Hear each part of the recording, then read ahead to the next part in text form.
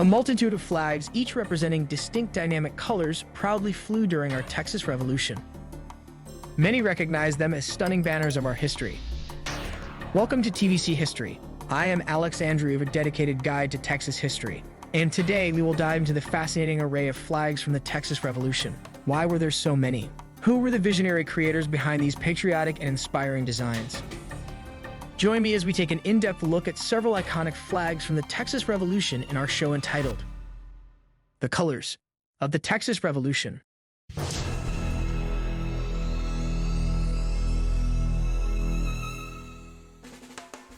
Welcome to TVC History. If this is your first time here, then you're in the right place to explore and appreciate Texas Revolutionary history. If you've been here before, then welcome back. We're thrilled to have you join us, so please take a moment to hit the like and subscribe buttons to become part of our family. And don't forget to click the bell notification button to stay updated on all our future videos and stories. We also invite you to support our efforts at the TVC by purchasing some cool TVC-themed merchandise from our online store, like stickers, lapel pins, embroidered baseball caps, and much more. We offer a wide selection of patriotic Texas-themed t-shirts in vibrant colors, available in both short and long sleeves, including your favorite Texian Rebel Militia Flags t-shirts. In addition, offer a good selection of TVC historic coffee cups. These 15-ounce ceramic cups look great and feature many of your Texas heroes. Get yours today and start your day with a historic TVC coffee cup. You can find the link to our store TVC promo gear in the description section below. Finally, if you want to learn more about the Tejanos and their role in the Texas Revolution, be sure to order a copy of our book, Tejano Volunteer Company, Stories of Our Texas Revolution, by Texas author J.L. Gonzalez. It's available in Kindle, paperback, and hardcover formats, and you can find the link to request your book in the description section as well. Now, let's get back to our presentation. To many Texans, the term Texas Revolutionary Flag often brings to mind the famous Come and Take It flag from the Texas Revolution. This flag is the most recognized symbol of that period in Texas history. The design of the flag references a cannon used by Texian Army troops under the command of militia leader John Henry Moore. It first appeared at the Battle of Gonzales on October 2, 1835. The bold imagery of a lone star alongside the cannon, along with the motto "Come and Take It," was meant to provoke the Mexican army to attempt to seize the cannon from the colonists at Gonzales. The Gonzales flag was created by Sarah DeWitt, the wife of Empresario Green DeWitt, with help from Cynthia Burns and Sarah's daughter, Evelyn DeWitt. Interestingly, the flag was made from the wedding dress of Evelyn's sister, Naomi. This patriotic flag accompanied the Texian and Tejano rebels across the Guadalupe River, along with the cannon, in the early hours of a foggy October 2, 1835. This event marked the beginning of the much-anticipated Texas Revolution at the Battle of Gonzales. Since then, the Come and Take It flag has become one of the most iconic symbols associated with the rebellion. Now, let's explore another flag in our fight for Texas freedom. The next revolutionary flag we will examine is Scots' liberal flag, the first Texian flag to make its presence known on a battlefield. This flag holds significant historical importance for its role in the Siege of Bear campaign. It was prominently flown by the Liberals under Captain William Scott during the fierce Battle of Conception on October 28, 1835, and again at the decisive Grass Fight on November 26. It also played a crucial role during the assault on the Veramendi Palace as part of the Siege of Bear. The origins of this flag are noteworthy. Mrs. Luscott, daughter of Captain Andrew Briscoe, details in Wooden's comprehensive history of Texas that Captain William Scott, hailing from Kentucky, raised a company of men and a militia near Lynchburg, just east of Harrisburg. He provided a man named McGahey with about 4 yards of pure blue silk, upon which the talented Italian Charles Lanco painted a white star and the word Independence. Legend has it that McGahey carried this banner into battle during the charge on the Veramendi Palace, but was wounded in the process. Unable to continue, he transferred the banner to another Texian, Thomas A. Bell, in December 1835. Bell later returned to Goliad with Captain Dimmitt's troops, and this flag likely flew alongside others during the historic signing of the Goliad Declaration of Independence. Now, let's shift our focus to another significant emblem of the Texas Revolution: the Alamo Flag.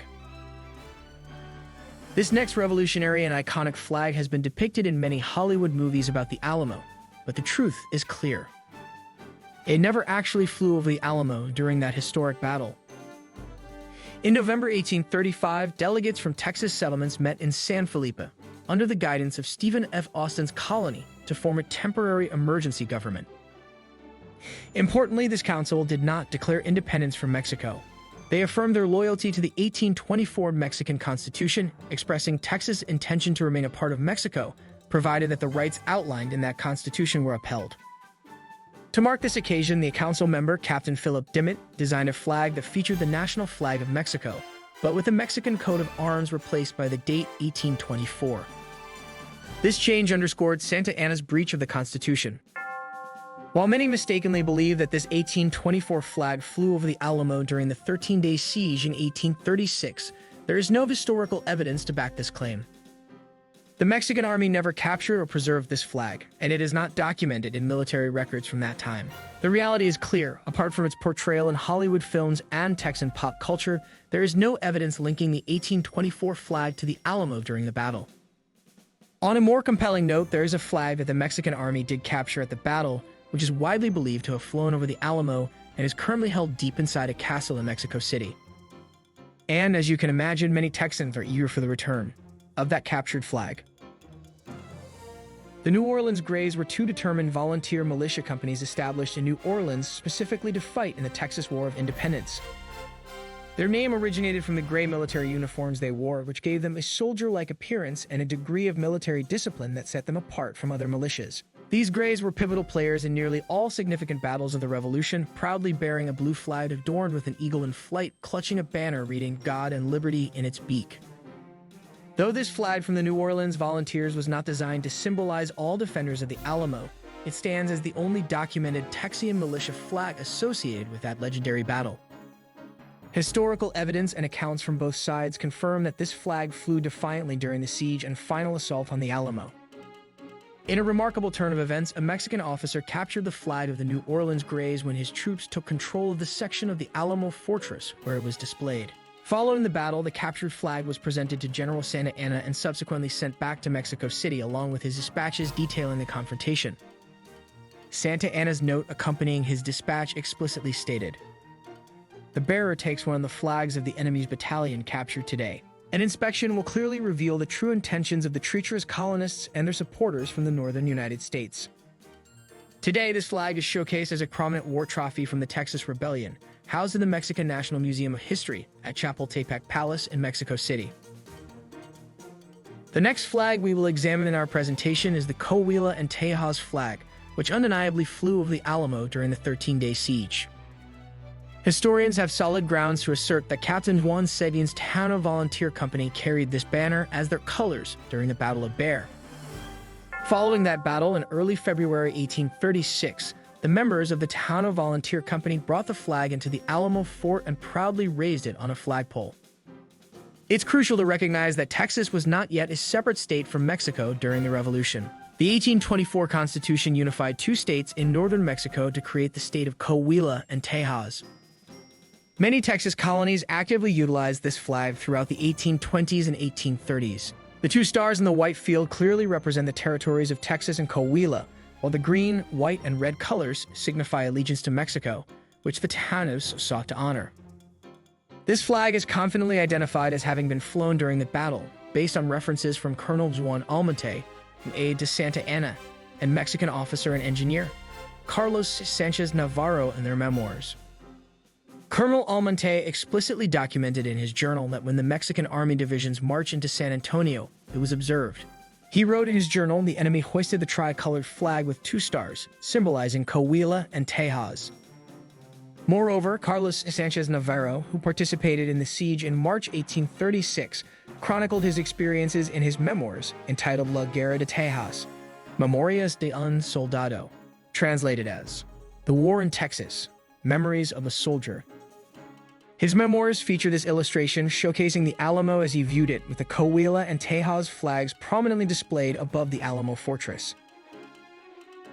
Historical evidence clearly indicates that the Kowila and Tahhas flag was present at the Alamo, as confirmed by two Mexican officers.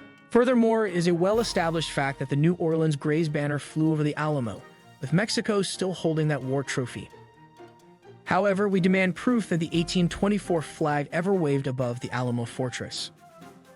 Additionally, another revolutionary flag known as the Crockett Alamo Flag is believed to have been flown during the Alamo siege. This flag is significant, as many historians firmly believe it was raised over the Alamo ramparts between February 23 and March 6, 1836. This flag is referred to as the Davy Crockett 1836 Alamo Flag. Just days after the fall of the Alamo, Charles Beale visited San Antonio de Bexar and made a notable discovery, David Crockett's diary. In 1837, a book based on Beale's findings entitled Colonel Crockett's Exploits and Adventures in Texas, as written by himself, was published in Philadelphia. One pivotal excerpt from this diary, dated February 23, states, "We have had a large national flag made. It is composed of 13 stripes, red and white, alternating on a blue ground with a large white star of 5 points in the center, and between the points the letters TEXAS.